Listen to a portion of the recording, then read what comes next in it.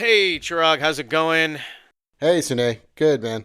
Awesome. Ready to go. Let's start up the pod. Hey, thanks everyone for joining us. Episode 4 here. This episode was inspired by a podcast that Chirag and I listened to, the Lex Fridman podcast, where he had on an amazing guest, and Annie Jacobson, who wrote a book recently called Nuclear War, a Scenario. And it was a very interesting interview, if not a bit scary at times. But I think my head went many times to one of the topics that they covered in the podcast of the actual ability for humans to make a decision to essentially end the world. I mean, if you're making a decision to send a nuke, you are essentially ending the world because that's just, I think, the only scenario that plays out as soon as one domino falls. I think it's game set match, and that's humanity. So, Yeah. I was gonna tee that up, Chirag, to talk about. I mean, I'm happy to jump into the pod, but anything you want to add before we dig deeper? Yeah, no, I think that's a great starting point. Yeah, I think Sune mentioned that podcast to me and it sounded really interesting. So I went and listened to it as well. And yeah, it was riveting, a riveting discussion. And Annie Jacobson really comes across as super knowledgeable. And, I actually looked her up while I was listening to the podcast, and turns out that she's written a bunch of books, and a bunch of books that I've already heard of that I have been on my to read list forever. The one that particularly comes to mind is Operation Paperclip, about the project to bring over Nazi scientists during the Cold War to the US to work on our various nuclear and other programs. So anyway, she's written a bunch of really interesting books, and I think this one, even more so. But yeah, she kind of lays out the whole scenario, or rather the whole kind of reason that the nuclear system that we have exists, not only in the US, but in Russia and every country that has nuclear weapons. It was a really interesting discussion. Yeah, I think the first topic that comes to my mind was sort of like how we even got here and the scientists involved. Imagine the decisions they had to make to even develop a technology that can cause such harm and destruction to the world, and whether there came a point where they're like, yeah, this may be super dangerous and maybe we should stop. And, whether they had that foresight and how many of them did, right? I'm sure there were detractors, but, it's, I guess, the nature of the beast when we get to objective setting of development of weapons to help us to win a conflict. You deploy scientists to create weapons that will help you to win a conflict. And I don't know that even when you give commands like that, you put guardrails on it and say, yeah, just make sure it doesn't kill everyone if we send one of these off. And, I don't think it's too far of a stretch for scientists developing this to think that, well, if we have the ability to send something like this and cause this much destruction, it's like, what about the retaliation back to us? And I think there's just so much bravado and kind of posturing associated with the first country, person, group to develop it having the upper hand, and damn be the consequences if anybody else develops it. And almost becomes unfathomable, I feel like, when you even just get into this like state of win at all costs, and it doesn't matter, like we'll figure that stuff out later, we just need to win the war. And I think there's so many lessons even in that before we even dig deeper into other topics about actually hitting the button to launch the bomb. Like what about even just the development of the bomb? Like, what do you think, man? Like, do you think these scientists like rebelled and revolted? Like, do you think there were some? Yeah, I'm sure there were. I mean, I think the most recent movie, Oppenheimer, I'm sure it's fresh in everyone's head. It just won the Oscar for Best Picture. Kind of dives deep into the Manhattan Project, right, and the development of the first nuclear weapon. So yeah, I think there was some, especially Oppenheimer himself.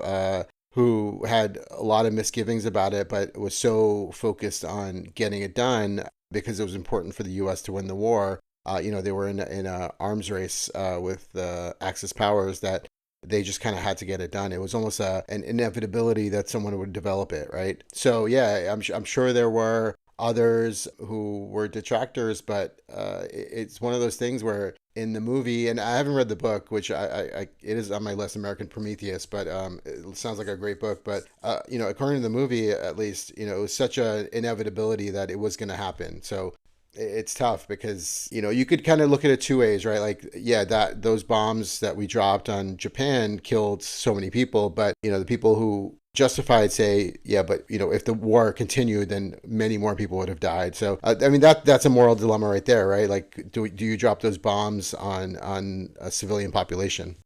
Yeah. Well, and that was what, like, those were atomic bombs. Those weren't even like the megaton bombs that we've created Right. since then, right? Like That's right. they're not even. I mean, as horrible as those weren't as severe or as powerful as some of the bombs we have now, and we Yeah, it's see how crazy much to think. destruction. Yeah. Yeah.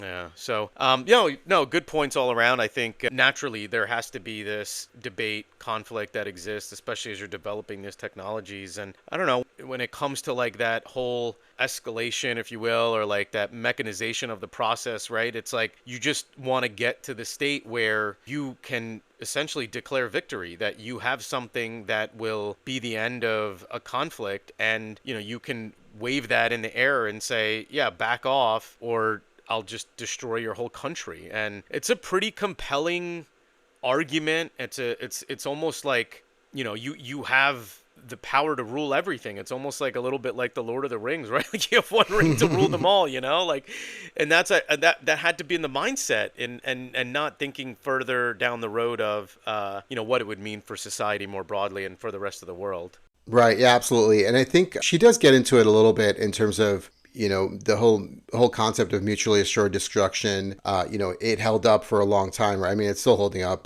between the U.S. and Russia, and certainly with other countries as well.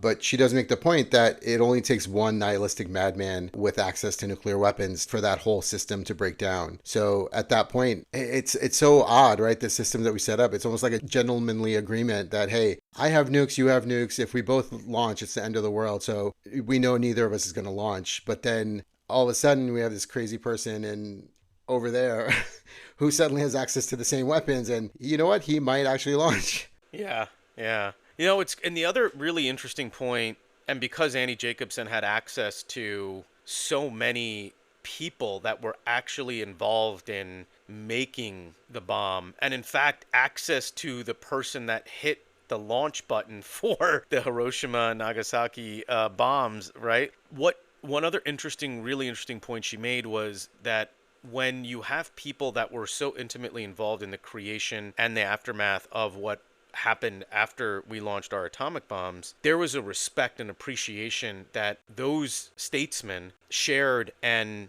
carried with them to their peers and through the culture of government and the military, that I think created a respect for the power of these weapons. And as generations have passed, that narrative and that same respect diminishes inherently because the voices aren't as strong. They're not as powerful because they weren't there anymore. And so it inherently becomes a weaker and weaker message. And I think that opens the door for more riskier behavior and less checks in place for people that can get into the ear of the right person and prevent something horrible from happening again. And I think that's similar across the globe, because it's been so many decades since these weapons were first created that many, at least 2-3 generations have passed, and that voice of, hey, let's like let cooler heads prevail and not actually get to this point may not hold anymore. And I do wonder, and I am concerned, whether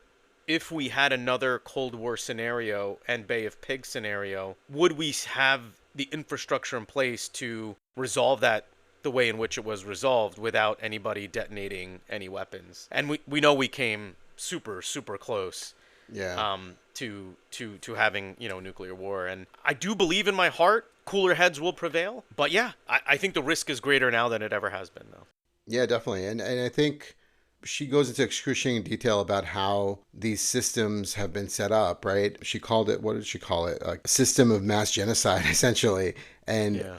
we have these, what were essentially SOPs on on how this whole system should work, right? Like a flow chart of if a nuclear weapon is detected, launched from somewhere, that the president has 6 minutes to make a decision on whether or not to launch a counterstrike.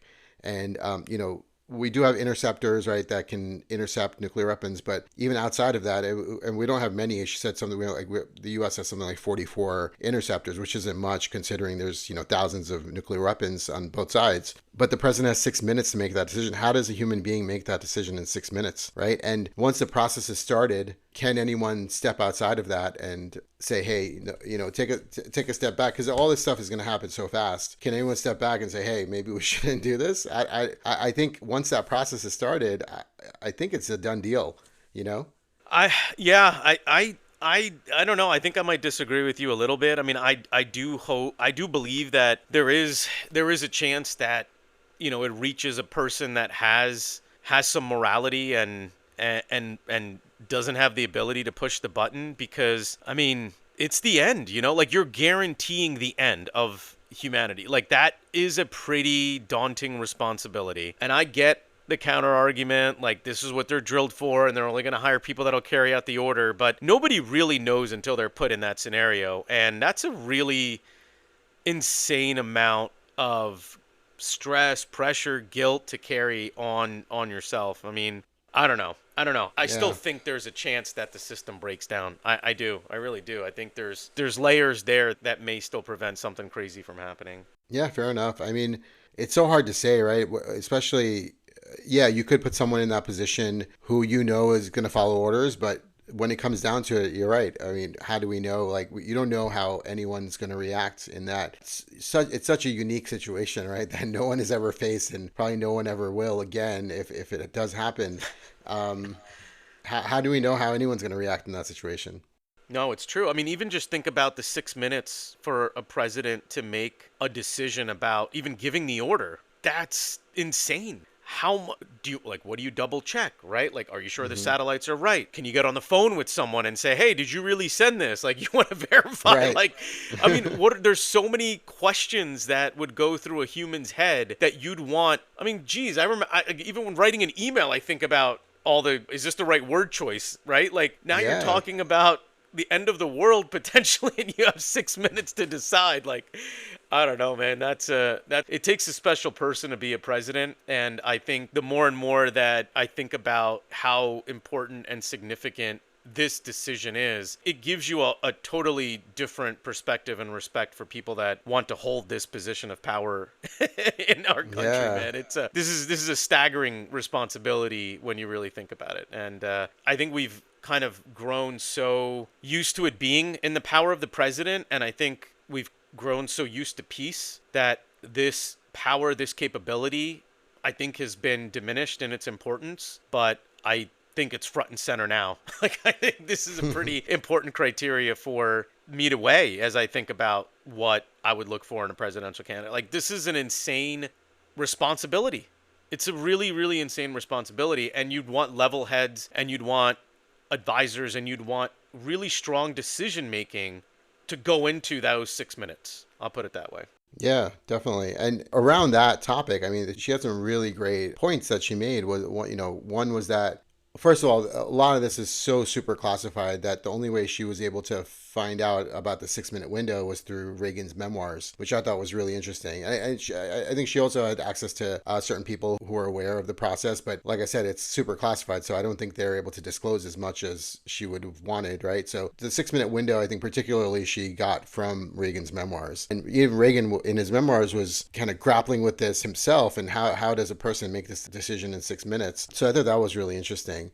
Certainly, like you said, the cognitive ability of a president has to come into as a factor in who I vote for in the future, because you're right, this is a massive responsibility. And even going back to what Annie Jacobson was saying, is that even presidents don't know sometimes. Like, she was saying something about how, the fact that ICBMs once launched can't be recalled and can't be redirected. And apparently in a speech, Reagan got this wrong. Like, he didn't even know Right. that once an ICBM is launched that it can't be redirected. So how can we as a public expect to have trust in a president when he doesn't even know what, like, that's a pretty major distinction on whether or not an ICBM can be launched, because I would have to think when you make that decision that that's in the back of your mind. Like, if you think an ICBM can be recalled, then maybe you're quicker to push that button. Whereas if you don't, right, that's a pretty big deal. I would want to know that the president would know that much, right? So yeah, I wonder how how much presidents are briefed on this and how much training they're given, right? Like, are they Yep. just kind of given this nuclear football and say, "Hey, go be with this, and if you have to launch a weapon, here are the procedure." Like, I feel like there should be more. Hopefully there is there's some training that goes along with it once you become president, that you're aware of kind of all the technicalities of launching and all that stuff. But who knows? Yeah, yeah. The other interesting part was, the whole we've publicly stated that that 6 minute window is a result of us communicating to the world that the US will launch on warning, that as soon as our early warning detection systems go off, we will launch a nuke and back at the source of the missile. And for many, many years, I guess ever since they came up with their nuclear arsenal, Russia was not a launch on warning country. And Putin publicly changed that, I want to say a year or 2 years ago, maybe even less, to being in a position to launch on warning now. And that has so many implications because, like I was telling you earlier, our ICBMs that are launched from our country, from our homeland, don't have the range to travel to, let's say, North Korea without going over Russian territory. Right. And so now you've got a scenario where Russia would see a nuclear weapon go over their country and trust that the US is saying, "Oh no, Russia, this isn't intended for you. This is intended for North Korea." And just be like, "Yeah, okay, trust me." It's just silly and crazy, but what an interesting insight that was. And it just leads me to the point and the question for you, my friend, why the hell isn't there more outrage about nuclear weapons and how many we have, and why aren't we talking more about this, right? I don't know. It blows my mind when I learned about this stuff, and maybe it's the start of a public discourse, but Yeah. I'm surprised that there hasn't been more outrage since Annie's book. Yeah, it's surprising. And I don't recall when the book came out, but, I do recall back in the 80s, there was a lot of talk about nuclear proliferation. And just to run down on the numbers that she mentions, the US has roughly 1,700 nuclear weapons deployed. The deployed meaning they're ready to be launched at any given moment. Russia has 1,670. And then amongst 9 other countries, there's 12,000 more. So that is quite the number, but it is less than it was. In 1986, there were upwards of 60 to 70,000 nuclear weapons in the world. So, Insane. we've made some progress, but it's still an insane number to think about. I mean, that number, 12,000, is still more than enough to, destroy the world multiple times over. So it's not like we've gone from, 70,000 to 5, but there's still a lot out there. Yeah. Some of the details of it is kind of crazy, which is that most of the ICBMs that are launched, ground-based ICBMs, can be launched within 1 to 2 minutes max. And they can reach another continent. They can go from continent to continent in roughly 30 minutes. So, I mean, we're talking about the world can end within minutes, right? It's not, these dominoes like we talked about, once they start falling, can pretty much wipe out the world within a couple of hours, which is insane to think about. Yeah. Yeah. And then all of the aftermath therein. And I mean, there's excruciating detail that Annie documents on what actually happens when a nuclear weapon goes off, and the radius of within 100 miles, what happens, and then a nuclear winter and all of that entails, and yada yada. And I don't know, I wouldn't do it justice, but I'll say this: I know I personally have no interest in surviving a nuclear holocaust, man. If it's happening, I'm going out and watching the fireworks, man. I have zero interest in wanting to survive a nuclear winter. That just sounds horrible and not something that I feel like I have the capability to live through. Yeah, no, I don't know about absolutely. you. I completely agree. I think very few people would have that would have the interest in surviving that. And funny, we were talking about this before, and the movie The Road came to mind. It's based on the novel The Road by Cormac McCarthy. And having read that novel and having seen the movie, I mean, it is. I mean, they don't specifically state that's the result of a nuclear winter, but I think it's pretty clear that it is some aftermath of either a nuclear winter or some kind of environmental cataclysm. But essentially, the effect is the same, right? It's humanity is scattered to the wind. We turn into cannibals. Society completely breaks down, and I gotta say that's probably the most depressing book I've ever read. And yeah, I would have no interest in. I almost want to be in the middle of New York City or in the middle of Washington D.C. if that were to happen, and just go out, go out. You would never know it happened anyway. If you were in the middle of it. So Well, you had, I mean, changing subjects a little, but I mean, this is I know you were super into the solar eclipse, and it just happened this past week, right? So yeah. curious about your whole experience there, and I know you went all the way to Niagara Falls, especially to go and witness it, and yeah, you were telling me how cool it was. So yeah, tell me again, tell the audience a little Yeah, bit about it. yeah, sure. So yeah, I'll preface this by saying that I've been into astronomy my whole life, like ever since I was a little kid. I was super into astronomy. Anything and everything astronomy, I was always into. So, last year I read about the eclipse coming up in 2024, and as soon as I read it, I've always wanted to be in the path of totality, and I read that it was going to be relatively close, and I read it's going to be over Niagara Falls. So, that kind of just sparked my interest. So as soon as I read that, I actually went and booked a hotel in Niagara Falls. This was something like 8 months before the eclipse. I want to say it was like middle of last year and middle of 2023, or maybe even earlier than that. I can't remember exactly. But yeah, so I booked a hotel and we pulled the kids out of school because for something like this, it's totally worth it. And we went up to Niagara Falls and it was a fantastic experience. So, I've experienced partial eclipses before, but it doesn't really compare to a total solar eclipse because it is a completely different experience. It is the path of totality. You're literally in the shadow of the moon, right? For people who don't know, it's such a weird quirk of our solar system that the sun is 400 times larger than the moon, but also exactly 400 times further away from the earth as the moon. So it's such a weird quirk. This doesn't happen anywhere else in our solar system where these two bodies appear almost exactly the same size in our sky. So I find that super interesting. And it can only happen, there's something called an annular solar eclipse, which is because the moon's orbit is not exactly spherical, sometimes it's a little bit further away, sometimes a little bit closer. So in that kind of solar eclipse, it's not fully covering the sun, but in a total solar eclipse, it is completely covering the sun. So my point is that the sun is completely covered by the moon and you see this ring. And unluckily at Niagara Falls, it was a little bit cloudy, but what was great was being in a crowd and experiencing this kind of cosmic event in a group, and you could feel the energy. The energy was palpable, and it was really because it goes from day to night to day, right? Literally, like it became night for 5 minutes, and the temperature dropped 10 to 15 degrees. Everything got quiet. Streetlights turned on. It was, it was a surreal experience. But I highly recommend if anyone has a chance to experience totality in their lifetime to seek it out. Oh, that's awesome, man. You could tell how much you enjoyed it just through that description. It's great. And, that experience, what you shared, being around a bunch of other people that are into it, doing it all in a shared experience, added so much, I'm sure, to the enjoyment that you had and the whole vibe and the aura and the energy that you described. It's pretty special. It's pretty amazing that we as humans get to experience that, have that connection with nature and the universe around us. And those are the examples that do give me hope when we talk about a pretty dark topic like we did today and how we have the capability to destroy all of humanity and civilization. And I do believe that the right decisions will be made to preserve our species, and that although we do have an escalate to de-escalate mindset when it comes to war, I still believe that cooler heads will prevail and our species will continue to thrive, and the right decisions will be made from a human, ethical, moral standpoint to prevent our mutually shared destruction. So that's my take.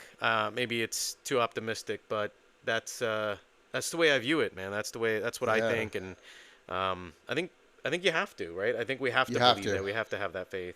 Absolutely. I mean, we need more optimism in the world for sure, right? And I think let's be optimistic. And we came so close multiple times, right? I mean, you referenced JFK and the Bay of Pigs, and that whole scenario that we had. We came so close at that time, but somehow even with two countries in the middle of a Cold War, we still got through it, and cooler heads prevailed. And if I think if we can make it through the Cold War, I think we can.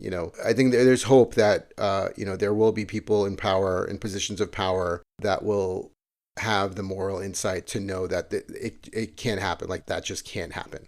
And it's worthwhile to have a discourse and have a dialogue about how the Cold War stayed a Cold War and not something into a true war. And there's got to be innumerable lessons that can be applied to the world around us now, where there is so much actual conflict and war erupting in pockets that is concerning. And I think historical examples of ways in which we've navigated to prevent wars from occurring in the first place are worth exploring and discussing and learning from again, because that's a much better use of human life than destruction of human life. So, and at the end, the outcome's going to still be the same. You're going to have to get into a room and discuss a trade-off. It's just a matter of how many people have to die before you actually figure out what your compromise is going to be before one party gives in. And, hopefully it's fewer than more. So that's, that's what I got, man. Yeah, it was a great discussion, man. I'm glad we ended on a hopeful note. It's a topic that can get very dark and depressing really quick. But yeah, like you said, I think there's room for optimism, and I think let's keep the discourse going, and hopefully that spreads. And I think Lex Friedman is a great example. He's a very positive person, and he tries to spread a positive message. So I'd like to continue that and send our positive vibes out there to the universe, and hopefully that has a ripple effect on the universe. Yeah, love your fellow humans, man. Yeah, that's what it's all about. All right, I think that's the pod. That's a pod. All right, thanks everybody. Good talk. All right, that's the pod. Great discussion as always. We hope you enjoyed it, and if you want to join the conversation, email us at questioneverythingexcept@gmail.com. See you next time.